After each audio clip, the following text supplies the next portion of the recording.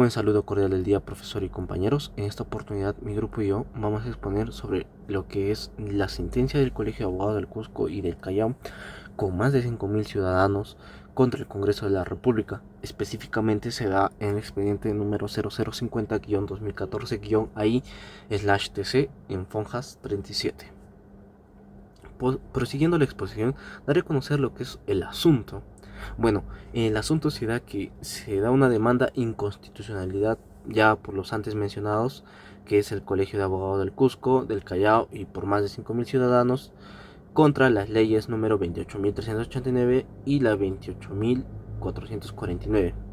Les presentaré los datos generales, donde se da la violación constitucional invocada, donde las demandas de inconstitucionalidad promovidas por 4 demandantes se encuentran dirigidas contra el Congreso de la República.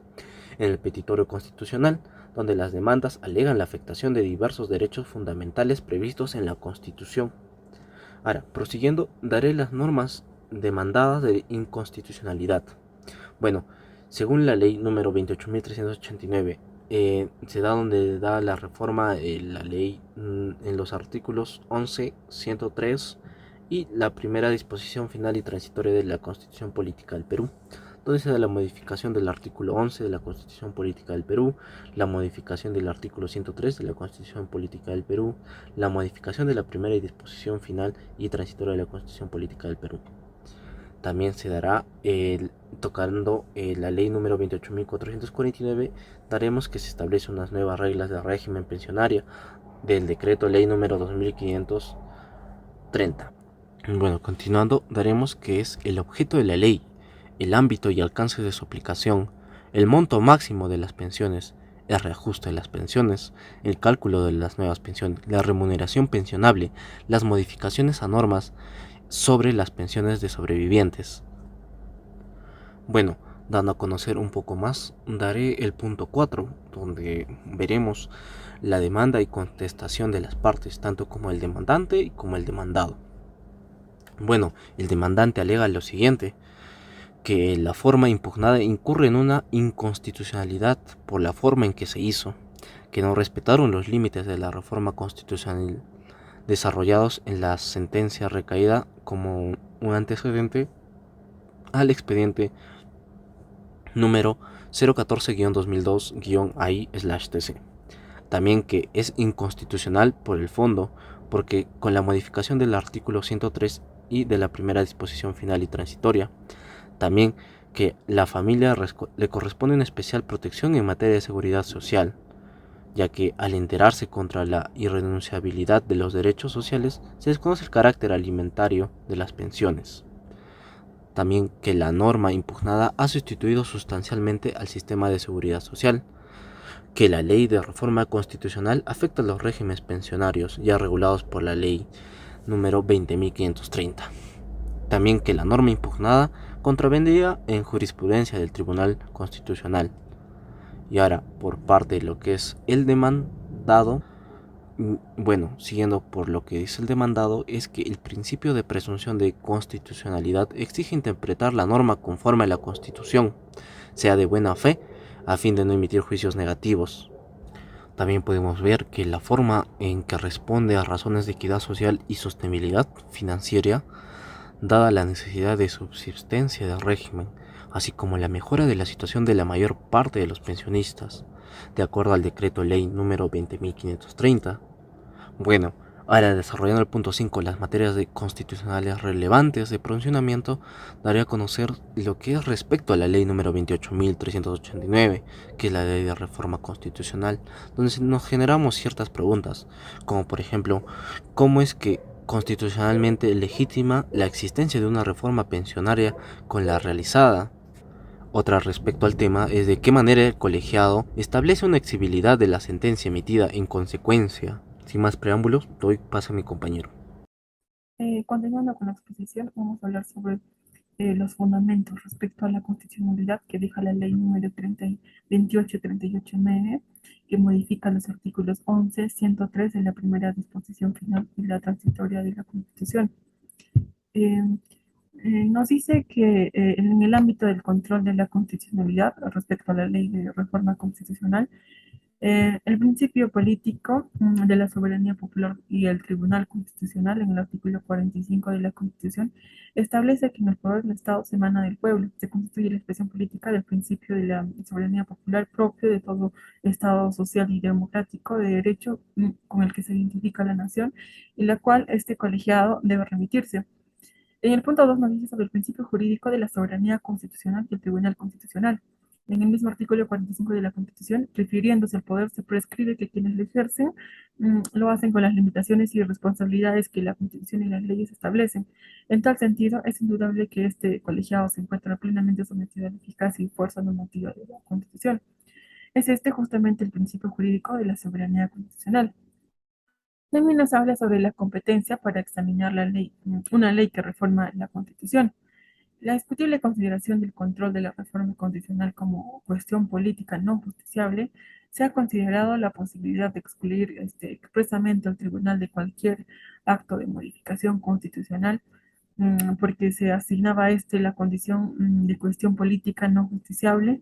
Se arguye que al no estar prevista expresamente en el artículo 200, inciso 4 de la Constitución de la ley, la reforma constitucional no podía aparecer como objeto de impugnación a través de un proceso de inconstitucionalidad terno sobre el cual se volvería filtración. También nos habla sobre el parámetro que se utilizará en las presentes demandas de inconstitucionalidad. Si bien se ha determinado que la competencia de este colegiado para analizar las demandas de inconstitucionalidad de una ley de reforma, se determina la competencia de este colegiado. Es competente para analizar las reformas constitucionales impugnadas por las demandas que eventualmente podrían efectuar el contenido fundamental, también como denominado como fórmula política de la Constitución, sobre todo en un ámbito social y en especial el pensionario.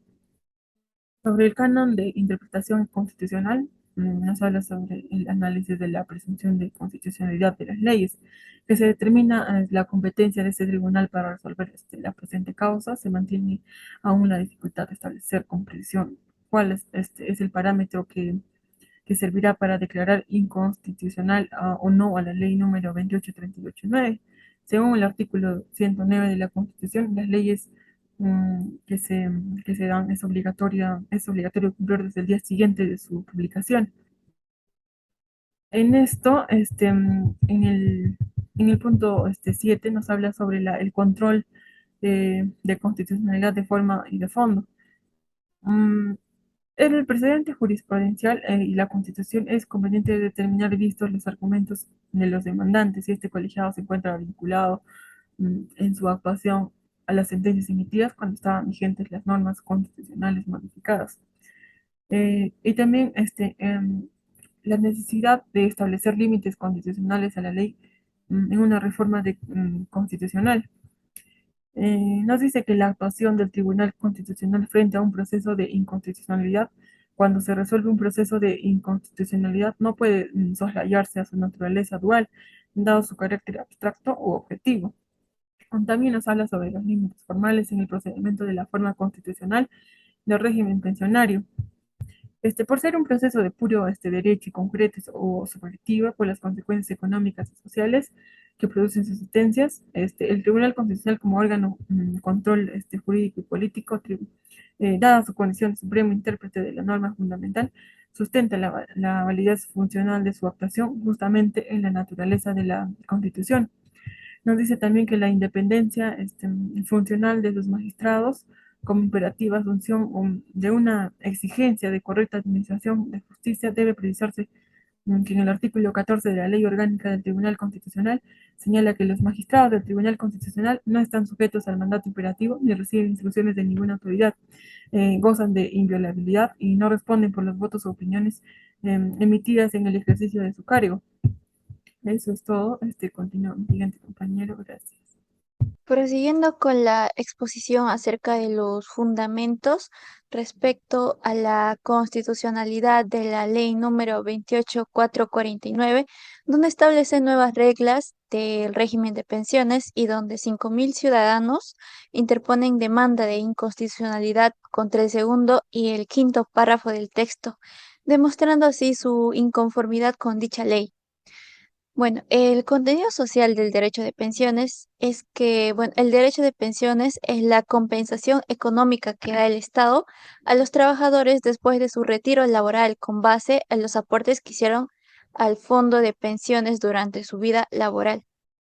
El ámbito social de la reforma constitucional del derecho a la pensión se determina que, bueno, la economía social del mercado está caracterizada fundamentalmente por tres elementos, que es el bienestar social, el mercado libre y el Estado subsidiario y solidario.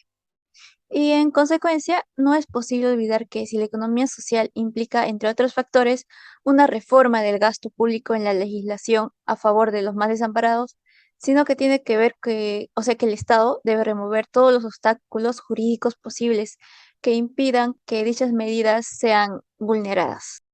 Ahora, el principio de derecho de igualdad respecto a la pensión, la igualdad prevista en el artículo 2, inciso 2 de la Constitución, además de ser un derecho fundamental, es un principio rector del Estado y que tal derecho no debería ser vulnerado bajo ninguna circunstancia.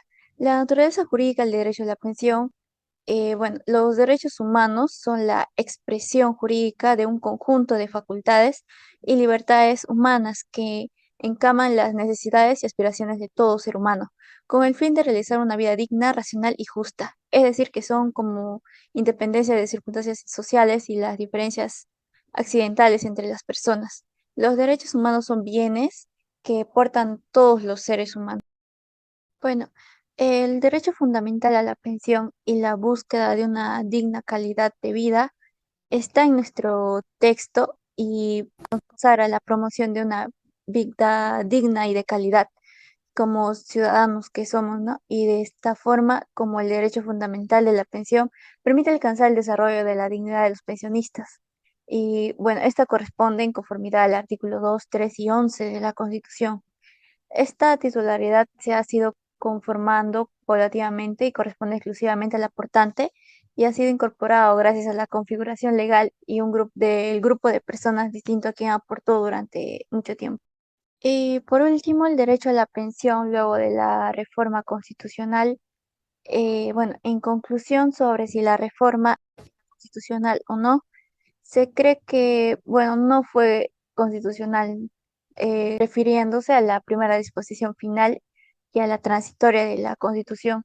Y se dice que no ha desmejorado los derechos de los pensionistas, ni tampoco ha acatado el contenido fundamental de la Constitución.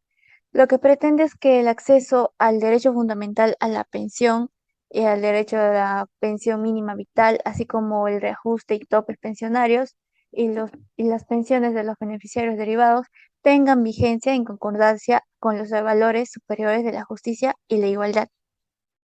Le doy paso a mi compañera para que siga con la exposición. Bueno, continuando con la explicación, los fundamentos respecto a la constitucionalidad de la ley de número 28.449 que modifica el decreto ley de número 20.530 da por objeto establecer las nuevas reglas del régimen de pensiones, ¿no? La presente ley tiene como objeto establecer las nuevas reglas del régimen de pensiones del decreto número 20.530, ¿no? De conformidad con la reforma constitucional de los artículos 11 y 103 y la primera disposición final y transitoria de la Constitución Política del Perú, ¿no? Eh, las consideraciones previas y el control de constitucionalidad por reforma llevan con el canon constitucional de interpretación, el derecho a la pensión como derecho fundamental de configuración legal y el control de constitucional por forma, ¿no? El canon constitucional de interpretación son los métodos o son pautas de elecciones, ¿no? Pautas dirigidas a guiar es la selección, es a guiar esa elección y su consiguiente fundamentación, ¿no? En cuanto a la fundamentación, los métodos interpretativos funcionan como argumentos justificativos de la interpretación elegida, ¿no? Por otra parte, el derecho de pensiones como derecho fundamental de configuración legal tiene conectividad con el derecho fundamental al trabajo, ¿no? En virtud de la amplia protección que de acuerdo a los postulados de constitucionales y del Estado social de derecho, se debe brindar el trabajo humano a todas sus formas, ¿no? Y por último, el control constitucional por la forma, ¿no? En nuestro país se ha venido sosteniendo que existen dos sistemas de control de constitucionalidad de las leyes, ¿no? Por una parte, el método europeo y por otra parte, el método americano, ¿no? El primero se le identifica con el control concentrado de justicia constitucional y el segundo con el control difuso, ¿no? También podemos precisar que eh, la ley, la ley número 28.449 tiene como, como, como objetivo establecer las nuevas reglas del régimen de pensiones, ¿no? Del decreto número 20.530. Eso es todo. Les paso con mi compañero. Hola profesor, prosiguiendo con la exposición sobre los fundamentos a tratar de la ley número 28.449 que establece las nuevas reglas del régimen de pensiones sobre el decreto de ley número 20.530 sobre el control de constitucionalidad a fondo. Fundamento 1. La aplicación de las nuevas reglas a trabajadores del régimen pensionario del decreto de ley número 20.530.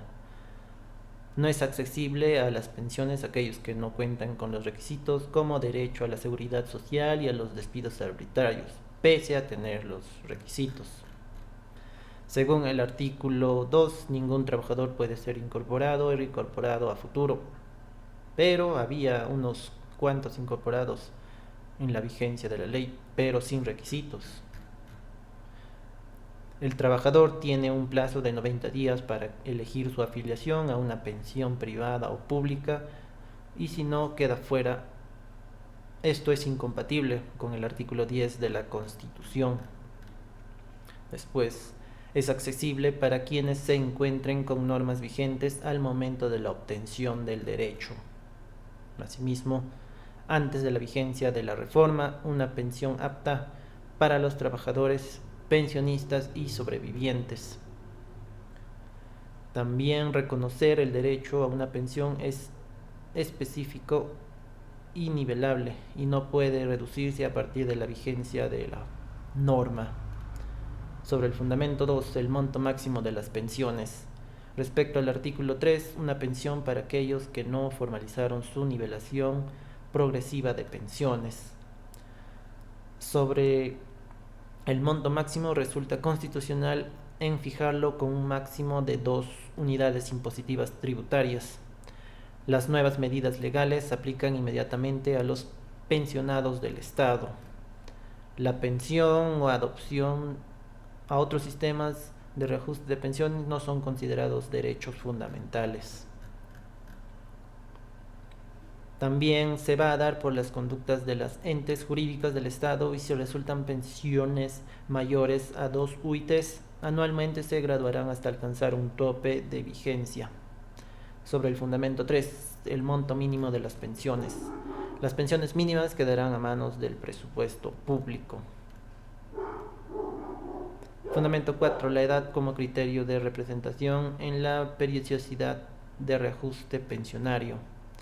El campo de la reforma no diferencia entre personas mayores y menores a 65 años. También hay discriminación para aquellos que tienen menos de 65 años. Su pensión se ajusta a la economía y también a los mayores de 65 años por igual.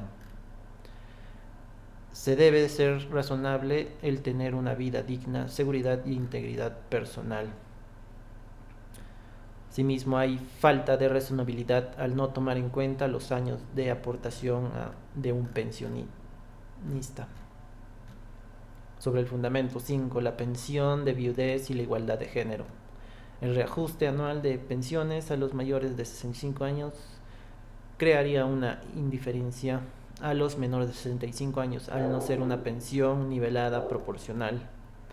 Es accesible a una pensión al 100% si la pensión no supere el sueldo mínimo.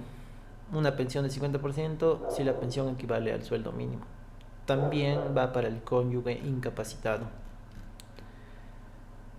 Elevar la calidad de vida del pensionado, tanto como a la de sus hijos y al de sí mismo si estuviese incapacitado.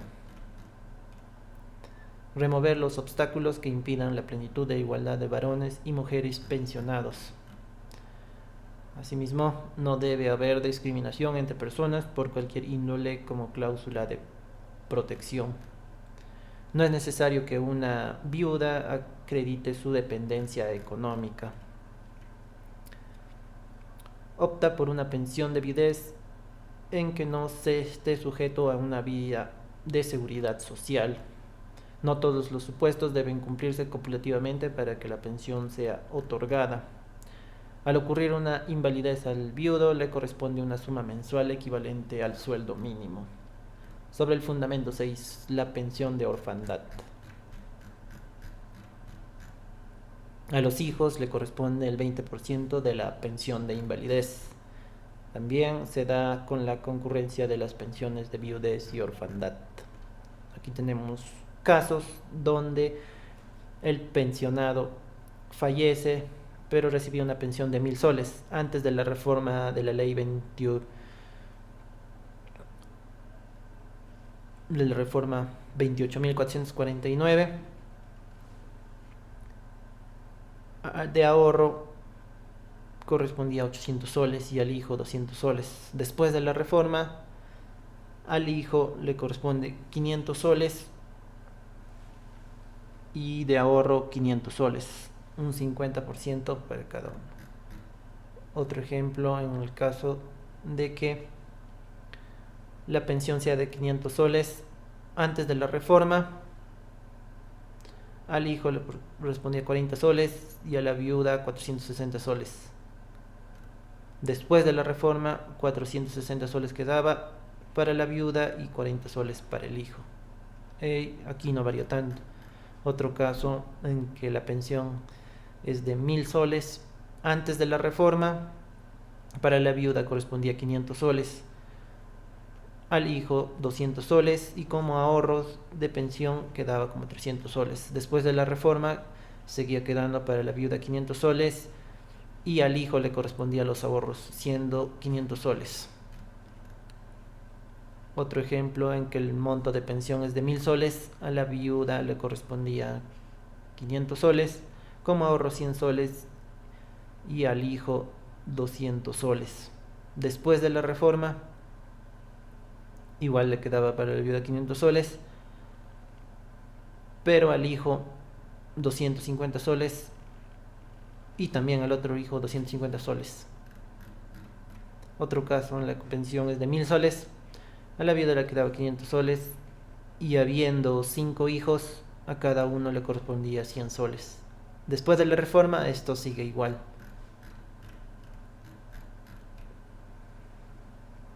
Asimismo, tienen derecho a una parte de la pensión hasta los 21 años si es que no se encuentran con estudios superiores. Caso contrario, si no estudian, solo hasta los 18 años.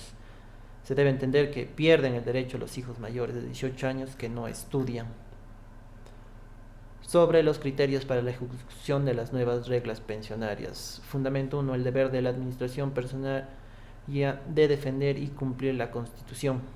El Ministerio de Economía y Finanzas está encargado de administrar el sistema de pensiones.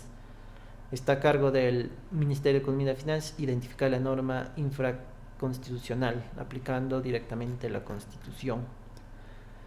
Es deber del Ministerio de Economía y Finanzas también implementar un sistema eficiente para administrar correctamente el régimen constitucional. Sobre el fundamento 2, el destino del ahorro. Perciben aumentos a los que cuentan con un sueldo mínimo menor a 415 soles y a los pensionarios con remuneración menor a 800 soles. Los recursos ahorrados por el tope de pensiones pasan al Fondo para la Asistencia Previsional. El Fondo para la Asistencia Previsional goza de garantía de intangibilidad. Es deber de la Contraloría supervisar esa intangibilidad de los fondos de ahorros. Los abogados de los pensionistas demandan al Estado para que se haga efectiva la sentencia frente a una hipotética reducción presupuestal de la nueva reforma Ley número 28.449. Sobre el fundamento 3, la unificación de los regímenes pensionarios, consolidando los principios de universalidad, progresividad y solidaridad sobre el sistema de seguridad social. En pocas palabras, se declara fundada en parte y infundadas en la mayoría de las peticiones de los demandados, esto teniendo por demostrado que dicha posición ante la norma, siendo impugnada de inconstitucional, no tuvo dicho carácter, ya que no se transgredió el orden jurídico nacional ni la primicia constitucional, pero sí debe revisarse para que pueda entrar en vigencia. Esto nos deja claro que la dación, lo que nos otorga la ley 28.389 y 28.449, no se vulneró en su contenido esencial el derecho a la pensión, la seguridad social o los límites de reforma constitucional. Ahora les paso con mi compañero que les va a explicar sobre el fallo del Tribunal Constitucional y la conclusión. Gracias. Y para finalizar, les daré a conocer lo que es el fallo, que por la autoridad que confiere la Constitución Política del Perú al Tribunal Constitucional se resuelve mediante los siguientes fundamentos.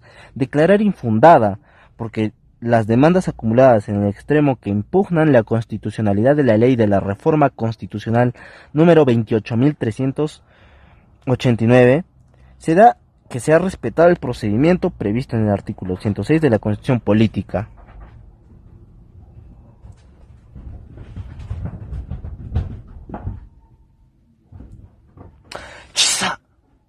¡Fuera!